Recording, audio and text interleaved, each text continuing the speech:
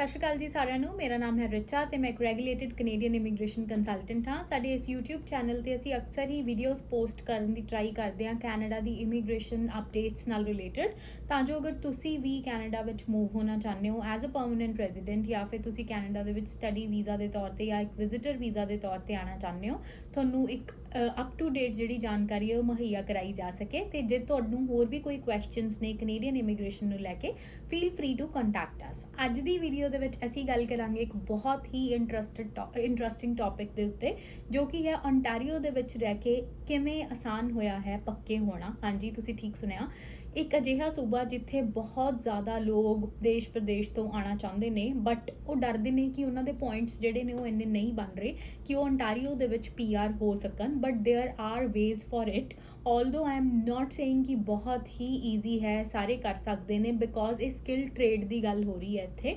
Although ਜੋ eligibility requirements ਨੇ ਉਹ ਬਹੁਤ ਘੱਟ ਨੇ, ਬਟ ਫਿਰ ਵੀ ਮੈਂ ਕਹੂੰਗੀ ਕਿ ਇਹ ਚੀਜ਼ ਸਭ ਲਈ ਨਹੀਂ ਹੈ। But at the same time, ਕਿਉਂਕਿ ਤੁਸੀਂ ਇਹ ਵੀਡੀਓ ਦੇਖ ਰਹੇ ਹੋ, I want to motivate you all ਕਿ ਤੁਸੀਂ ਇੱਕ ਅਜਿਹਾ ਕਿੱਤਾ, ਇੱਕ ਅਜਿਹਾ ਪ੍ਰੋਫੈਸ਼ਨ ਚੁਣੋ ਜਿਹਦੇ ਨਾਲ ਜੇ ਤੁਸੀਂ ਵੀ ਕੈਨੇਡਾ ਸੈਟਲ ਹੋਣ ਦੇ ਚਾਹਵਾਨ ਹੋ, ਤੁਹਾਡੀ PR ਦਾ ਜਿਹੜਾ ਪ੍ਰੋਸੈਸ ਹੈ ਉਹ ਬਹੁਤ ਹੀ ਜ਼ਿਆਦਾ ਈਜ਼ੀ ਹੋ ਸਕੇ ਤੇ ਬਿਨਾਂ ਕਿਸੇ ਜੌਬ ਆਫਰ ਤੋਂ, ਬਿਨਾਂ ਏਜੰਟਸ ਨੂੰ ਜ਼ਿਆਦਾ ਪੈਸੇ ਦਿੱਤੇ ਜਾਂ ਐਮਪਲੋਇਰਸ ਨੂੰ ਪੈਸੇ ਦਿੱਤੇ, ਤੁਸੀਂ ਵੀ ਕੈਨੇਡਾ ਦੇ ਵਿੱਚ ਪੱਕੇ ਹੋ ਸਕੋ। ਤੇ ਚਲੋ ਚੱਲਦੇ ਹਾਂ ਡਿਟੇਲ ਦੇ ਵਿੱਚ ਇਸ ਵੀਡੀਓ ਦੀ ਗੱਲ ਕਰਦੇ ਹੋਏ। ਸੋ ਇਸ ਵੀਡੀਓ ਦੇ ਵਿੱਚ ਮੇਨਲੀ ਆਪਾਂ ਦੋ ਚੀਜ਼ਾਂ ਨੂੰ ਡਿਸਕਸ ਕਰਾਂਗੇ। ਪਹਿਲੀ ਹੈ ਓਨਟਾਰੀਓ ਸਕਿੱਲ ਟ੍ਰੇਡ ਕੈਟੇਗਰੀ, ਜੋ ਕਿ ਐਕਸਪ੍ਰੈਸ ਐਂਟਰੀ ਦੇ ਵਿੱਚੋਂ ਹੀ ਫਾਈਲਸ ਪਿਕ ਕਰਦੀ ਹੈ, ਤੇ ਦੂਜੀ ਹੋਏਗੀ ਆਪਣੀ ਕੈਟੇਗਰੀ ਬੇਸ ਸਿਸਟਮ ਜੋ ਰੀਸੈਂਟਲੀ ਲਾਂਚ ਹੋਇਆ ਹੈ ਤੇ ਜਿਹਦਾ ਅੱਜ ਪਹਿਲਾ ਟ੍ਰੇਡ ਆਕਿਊਪੇਸ਼ਨ ਸਪੈਸੀਫਿਕ ਡਰਾ ਵੀ ਆਇਆ ਹੈ, ਤੇ ਜਿਹਨੇ ਕਾਫੀ ਉਮੀਦ ਪੈਦਾ ਕਰ ਦਿੱਤੀ ਹੈ ਕੈਂਡੀਡੇਟਸ ਦੇ ਵਿੱਚ ਕਿ ਜੇ ਉਹ ਵੀ ਸਕਿੱਲ ਟ੍ਰੇਡ ਦੇ ਵਿੱਚ ਜੌਬ ਕਰ ਰਹੇ ਨੇ ਤਾਂ ਉਹਨਾਂ ਲਈ ਵੀ ਕਾਫੀ ਈਜ਼ੀ ਹੋਣ ਵਾਲਾ ਹੈ ਜੋ PR ਦਾ ਪ੍ਰੋਸੈਸ ਹੈ ਓਨਟਾਰੀਓ ਦੇ ਵਿੱਚ ਰਹਿੰਦੇ ਹੋਏ ਹੀ। So let's first discuss about Ontario Skill Trade Occupation Specific Draw. ਸੋ ਅੱਜ 3 ਅਗਸਤ 2023 ਨੂੰ ਦੋ ਡਰਾਜ਼ ਇਕੱਠੇ ਆਏ, ਦੋਨੋਂ ਸਕਿੱਲ ਟ੍ਰੇਡ ਨਾਲ ਰਿਲੇਟਡ ਨੇ। ਇੱਕ ਹੈ PNP ਸਪੈਸੀਫਿਕ, ਜਿਹਦੇ ਵਿੱਚ ਆਲਰੇਡੀ ਜੋ ਐਗਜ਼ਿਸਟਿੰਗ ਐਕਸਪ੍ਰੈਸ ਐਂਟਰੀ ਦੀਆਂ ਪ੍ਰੋਫਾਈਲਸ ਨੇ, ਓਨਟਾਰੀਓ ਦੀ ਗਵਰਨਮੈਂਟ ਨੇ ਉਹਨਾਂ ਵਿੱਚੋਂ ਹੀ ਕੁਝ ਚੁਣਿੰਦਾ ਪ੍ਰੋਫਾਈਲਸ ਨੂੰ ਇਨਵੀਟੇਸ਼ਨਸ ਭੇਜੇ, ਤੇ ਹੁਣ ਉਹ ਜਿਹੜੀਆਂ ਕੈਂਡੀਡੇਟਸ ਨੇ ਉਹ ਵਿਦਿਨ 45 ਡੇਜ਼ ਆਪਣੀ ਫਾਈਲ ਜੋ ਹੈ ਉਹ ਓਨਟਾਰੀਓ ਗਵਰਨਮੈਂਟ ਨੂੰ ਜਮ੍ਹਾਂ ਕਰਾ ਸਕਦੇ ਨੇ।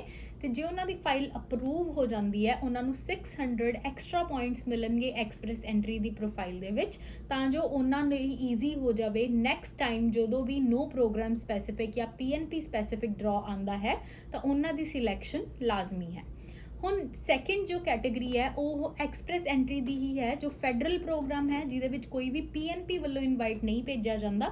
ਬਟ ਅਗਰ ਜੇ ਤੁਹਾਡਾ ਐਕਸਪੀਰੀਅੰਸ ਐਟਲੀਸਟ 6 ਮੰਥ ਲਗਾਤਾਰ ਪਿਛਲੇ 3 ਸਾਲਾਂ ਦੇ ਵਿੱਚੋਂ ਜੋ ਵੀ ਟੀਅਰ ਕੋਡਸ ਸਕਰੀਨ ਤੇ ਮੈਂਸ਼ਨ ਨੇ ਸਾਲ 2023 ਦੇ ਲਈ ਜੋ ਚੁਣੇ ਗਏ ਨੇ, ਜੇ ਤੁਹਾਡਾ ਐਕਸਪੀਰੀਅੰਸ ਉਹਦੇ ਵਿੱਚ ਫਾਲ ਕਰਦਾ ਹੈ ਤਾਂ ਤੁਹਾਨੂੰ ਵੀ ਅੱਜ ਡਰਾ ਜ਼ਰੂਰ ਆਇਆ ਹੋਏਗਾ। ਤੇ ਖੁਸ਼ੀ ਦੀ ਗੱਲ ਇਹ ਹੈ ਕਿ ਡਰਾ ਸਿਰਫ 388 ਤੇ ਹੀ ਰਿਹਾ ਤੇ 1500 ਐਪਲੀਕੈਂਟਸ ਨੂੰ ਜਿਹੜੇ ਇਨਵਾਈਟ ਨੇ ਉਹ ਭੇਜੇ ਗਏ।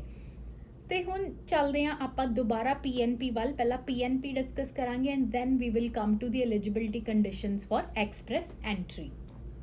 ਸੋ ਹੁਣ ਆਪਾਂ ਗੱਲ ਕਰਦੇ ਹਾਂ PNP ਬੇਸਡ ਓਨਟਾਰੀਓ ਦਾ ਜਿਹੜਾ ਸਕਿੱਲ ਟ੍ਰੇਡ ਡਰਾ ਆਇਆ ਅੱਜ 3 ਅਗਸਤ ਨੂੰ। ਆਲਦੋ ਹਜੇ ਵੀ ਜਦੋਂ ਅਸੀਂ ਵੀਡੀਓ ਬਣਾ ਰਹੇ ਹਾਂ ਉਦੋਂ ਓਨਟਾਰੀਓ ਗਵਰਨਮੈਂਟ ਦੀ ਵੈਬਸਾਈਟ ਦੇ ਉੱਤੇ ਕੋਈ ਵੀ ਡਿਟੇਲ ਪਬਲਿਸ਼ ਨਹੀਂ ਹੋਈ ਹੈ ਕਿ ਲੋਐਸਟ ਰੈਂਕਿੰਗ ਕੈਂਡੀਡੇਟ ਕਿਹੜਾ ਸੀ, ਬਟ ਜਿਨ੍ਹਾਂ ਕੈਂਡੀਡੇਟਸ ਜੋ ਸਾਡੇ ਕਲਾਇੰਟਸ ਨੇ ਜਿਨ੍ਹਾਂ ਨੂੰ ਇਨਵਾਈਟ ਆਏ ਨੇ, ਉਹਨਾਂ ਦੇ ਵਿੱਚੋਂ ਸਭ ਤੋਂ ਘੱਟ ਸਕੋਰ ਲੈਣ ਵਾਲਾ ਵਿਅਕਤੀ ਹੈ 252 ਦੇ ਉੱਤੇ। ਹਾਂਜੀ, 252।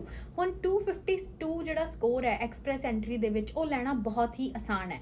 ਫੋਰ ਐਗਜ਼ਾਮਪਲ, ਜੇ ਤੁਹਾਡੇ 5.5 ਬੈਂਡ ਵੀ ਨੇ, +2 ਤੋਂ ਬਾਅਦ ਤੁਸੀਂ 2 ਸਾਲ ਦਾ ਕੈਨੇਡਾ ਦੇ ਵਿੱਚ ਡਿਪਲੋਮਾ ਕੀਤਾ ਹੋਇਆ ਹੈ, 1 ਸਾਲ ਦਾ ਤੁਹਾਡੇ ਕੋਲ ਸਕਿੱਲ ਟ੍ਰੇਡ ਦਾ ਐਕਸਪੀਰੀਅੰਸ ਹੈ, ਟਾਰਗੇਟਡ ਨੌਕ ਕੋਡਸ ਦੀ ਗੱਲ ਕਰ ਰਹੇ ਹਾਂ ਆਪਾਂ, ਤਾਂ ਤੁਸੀਂ ਆਸਾਨੀ ਨਾਲ 252 ਜਿਹੜੇ ਮਾਰਕਸ ਨੇ ਉਹ ਪਾ ਸਕਦੇ ਹੋ। ਇਨਫੈਕਟ 215 220 ਜਿਹੜੇ ਹੈਗੇ ਨੇ ਹੋ ਸਕਦਾ ਉਹਨਾਂ ਨੂੰ ਵੀ ਡਰਾ ਗਿਆ ਹੋਵੇ, ਬਟ ਹਜੇ ਅਸੀਂ ਵੇਟ ਕਰ ਰਹੇ ਹਾਂ। ਜਿਹੜਾ ਲਾਸਟ ਡਰਾ 18 ਮਈ 2023 ਦਾ ਆਇਆ ਸੀ, ਉਹਦੇ ਅਕੋਰਡਿੰਗ 250 ਤੋਂ ਅਬਵ ਜਾਂ 250 ਵਾਲੇ ਜਿਹੜੇ ਕੈਂਡੀਡੇਟ ਸੀ ਜਿਨ੍ਹਾਂ ਦਾ ਆਲਰੇਡੀ ਐਕਸਪ੍ਰੈਸ ਐਂਟਰੀ ਪ੍ਰੋਫਾਈਲ ਬਣੀ ਹੋਈ ਹੈ ਤੇ ਜਿਨ੍ਹਾਂ ਕੋਲ 1 ਸਾਲ ਦਾ ਓਨਟਾਰੀਓ ਦੇ ਵਿੱਚ ਰਹਿੰਦੇ ਹੋਏ ਐਕਸਪੀਰੀਅੰਸ ਹੈ, ਉਹ ਐਲੀਜੀਬਲ ਸੀਗੇ PNP ਅਪਲਾਈ ਕਰਨ ਦੇ ਲਈ 45 ਡੇਜ਼ ਦੇ ਵਿੱਚ ਓਨਟਾਰੀਓ ਦੀ ਗਵਰਨਮੈਂਟ ਨੂੰ। ਐਂਡ ਜਦੋਂ ਉਹ ਅਪਰੂਵ ਹੋ ਜਾਂਦੀ ਹੈ PNP application, then they add the nomination certificate ਆਪਣੀ ਐਕਸਪ੍ਰੈਸ ਐਂਟਰੀ ਪ੍ਰੋਫਾਈਲ ਦੇ ਵਿੱਚ, ਤੇ ਫਿਰ ਉਹਨਾਂ ਨੂੰ 600 ਪੁਆਇੰਟਸ ਜਿਹੜੇ ਨੇ ਉਹ ਐਕਸਟਰਾ ਬਣ ਜਾਂਦੇ ਨੇ, ਤਾਂ ਕਿ ਜਦੋਂ ਨੈਕਸਟ ਡਰਾ ਜਿਹੜਾ ਆਪਣਾ ਆਂਦਾ ਹੈ ਉਹਦੇ ਵਿੱਚ ਲਾਜ਼ਮੀ ਹੁੰਦਾ ਕਿ ਤੁਹਾਡੀ ਫਾਈਲ ਜਿਹੜੀ ਹੈ ਉਹ ਜ਼ਰੂਰ ਪਿਕ ਹੋਏਗੀ ਫॉर PR ਐਪਲੀਕੇਸ਼ਨ।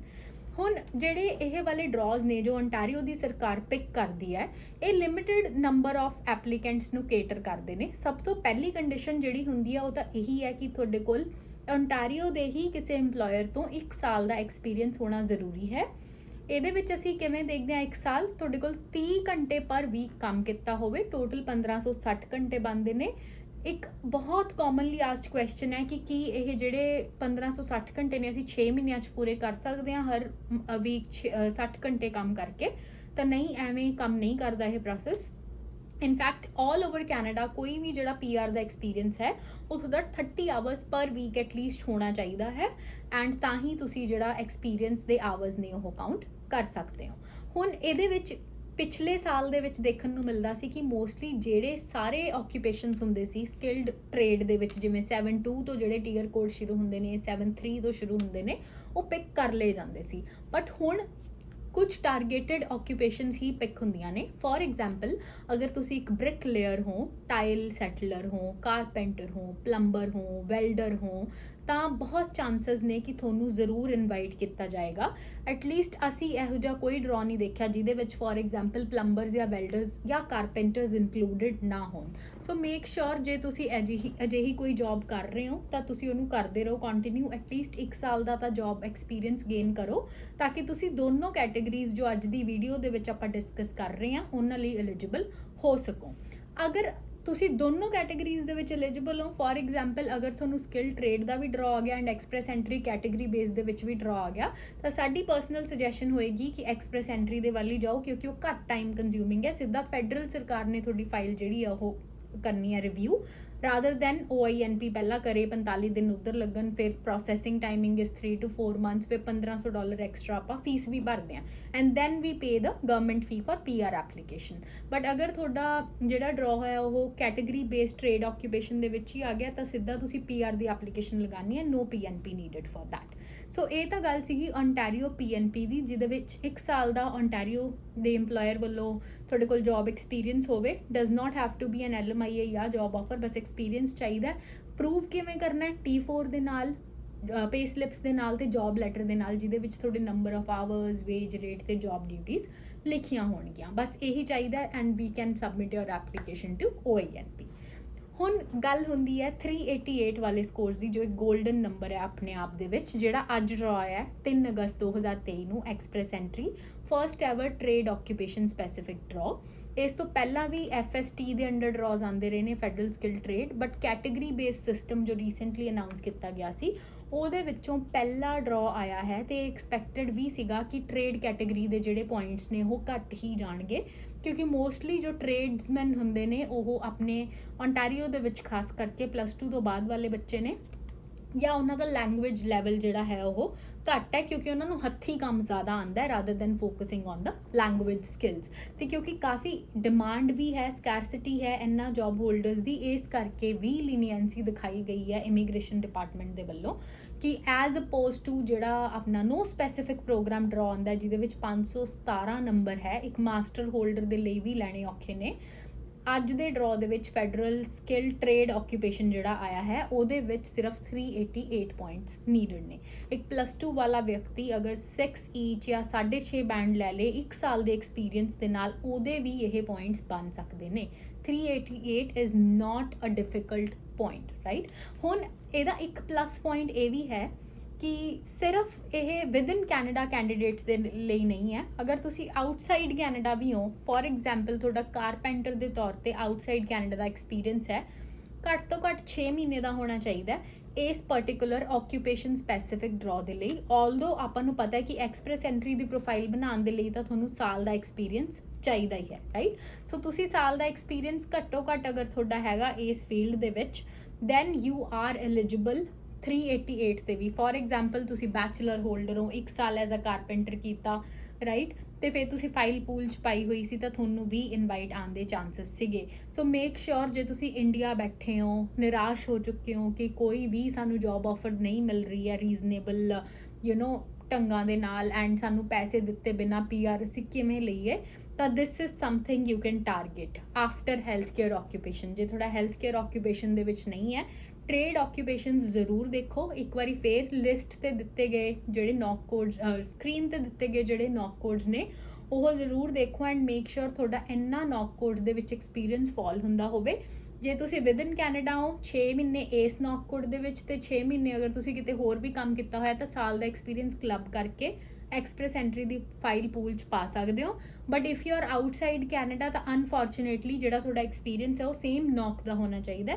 ਇਸ ਲਈ ਅਸੀਂ ਪਹਿਲਾਂ ਵੀ ਐਮਫਸਾਈਜ਼ ਕੀਤਾ ਸੀ ਕਿ ਤੁਹਾਡੇ ਕੋਲ ਐਟਲੀਸਟ 1 ਸਾਲ ਦਾ ਐਕਸਪੀਰੀਅੰਸ ਜ਼ਰੂਰ ਹੋਵੇ ਇੰਨਾ ਦਿੱਤੇ ਗਏ ਨੌਕਸ ਦੇ ਵਿੱਚੋਂ ਜਾਂ ਟੀਅਰ ਕੋਡਸ ਦੇ ਵਿੱਚੋਂ, ਤਾਂ ਕਿ ਤੁਸੀਂ ਈਜ਼ੀਲੀ PR ਦੀ ਜਿਹੜੀ ਪ੍ਰਾਪਤੀ ਆ ਉਹ ਕਰ ਸਕੋ। So with the advent of trade occupation specific draws ਜਿਹੜੇ ਆਉਣੇ ਸ਼ੁਰੂ ਹੋਏ ਨੇ, ਤਾਂ ਓਬਵੀਅਸਲੀ ਜਦੋਂ ਪਹਿਲਾਂ ਲੋਕ ਬਾਹਰੋਂ ਬੈਠੇ ਅਟਲਾਂਟਿਕ ਪ੍ਰੋਵਿੰਸਸ ਨੂੰ ਟਾਰਗੇਟ ਕਰਦੇ ਸੀ, ਤਾਂ ਹੁਣ you have a golden opportunity, ਕਿਉਂਕਿ ਜਿਨ੍ਹਾਂ ਦਾ ਏਜ ਫੈਕਟਰ ਕਰਕੇ ਸਕੋਰ ਘੱਟ ਸੀ ਤਾਂ ਉਹ ਕਦੇ ਵੀ 480 ਪਲੱਸ ਜਾ ਹੀ ਨਹੀਂ ਸਕਦੇ ਸੀ ਐਕਸਪ੍ਰੈਸ ਐਂਟਰੀ ਦੇ ਲਈ। ਤਾਂ ਬਟ ਅੱਜ ਦੇ ਡਰਾ ਤੋਂ ਬਾਅਦ ਇਹ ਫਾਈਨਲੀ ਪ੍ਰੂਵ ਹੋ ਗਿਆ ਕਿ if you have a skill in hand, ਅਗਰ ਤੁਸੀਂ ਟ੍ਰੇਡ ਦੀ ਜੌਬ ਕਰਦੇ ਹੋ, there is no one that can stop you from becoming a PR in Canada without an LMIA or a job offer and without getting 8777, ਕਿਉਂਕਿ basic English language skill ਹੋਵੇ, 1 ਸਾਲ ਦਾ trade ਦਾ ਆਕਿਊਪੇਸ਼ਨ experience ਹੋਵੇ ਤਾਂ ਤੁਸੀਂ PR easily ਪ੍ਰਾਪਤ ਕਰ ਸਕਦੇ ਹੋ।